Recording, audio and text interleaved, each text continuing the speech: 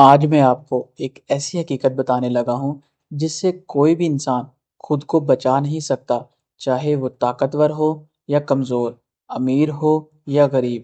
ایک حقیقت ہر حال میں ہمارے سامنے آ کر رہتی ہے، اور وہ ہے قبر۔ جی ہاں، قبر۔ قبر ہماری اصل منزل ہے۔ دنیا کی دوڑ دھوپ، شہرت، دولت سب یہیں پر ختم ہو جاتی ہے، اور وہاں نہ رنگ دیکھا جاتا ہے اور نہ نسل، صرف عمل دیکھا جاتا ہے۔ اللہ تعالیٰ ارشاد فرماتا ہے، کل نفس ذائقۃ الموت، یعنی ہر جان نے موت کا ذائقہ چکھنا ہے۔ ایک اور مقام پر اللہ تعالیٰ نے ارشاد فرمایا، موت کی بھی ہوشی حق کے ساتھ آ کر رہے گی۔ یہاں پر میں آپ کو ایک بڑی ہی پیاری حدیث بتانے جا رہا ہوں۔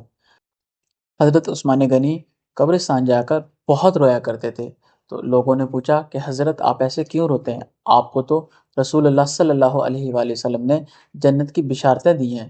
تو آپ نے فرمایا کہ میں نے رسول اللہ صلی اللہ علیہ وآلہ وسلم سے خود سنا تھا، اللہ تعالیٰ کمی بیشی معاف کرے، کہ قبر آخرت کی منزلوں میں سے پہلی منزل ہے۔ جس کی یہ منزل آسان، اس کی آنے والی تمام منزلیں آسان، اور جس کی یہ منزل مشکل، اس کے آنے والی تمام منزلیں مشکل ہوں گی۔ تو ہمیں قبر کی تیاری کرنی چاہیے۔ ایک اور مقام پر نبی کریم صلی اللہ علیہ وآلہ وسلم نے فرمایا، انسان کے ساتھ قبر میں تین چیزیں جاتی ہیں: مال، خاندان اور عمل۔ وہ مال جو اس نے اللہ کی راہ میں خرچ کیا، خاندان اس کی نیک اولاد، اور عمل جو اس نے دنیا میں رہتے ہوئے کیے، جس میں سے دو چیزیں واپس چلی جاتی ہیں اور صرف ایک عمل ساتھ جاتا ہے۔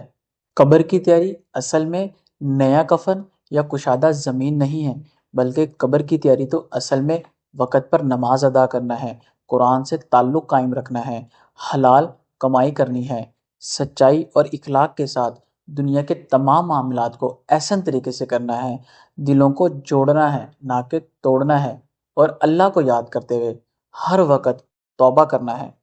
میرے بھائیوں، ہم سب ایک سفر پر ہیں، ہر گزرتی سانس ہمیں قبر کی طرف لے کر جا رہی ہے۔ آج فیصلہ کر لیں کہ ہم قبر میں خالی ہاتھ نہیں جائیں گے۔ اللہ ہماری قبروں کو نور سے بھر دے اور ہمیں نیک عمل کرنے کی توفیق فرمائے۔ آمین یا رب العالمین۔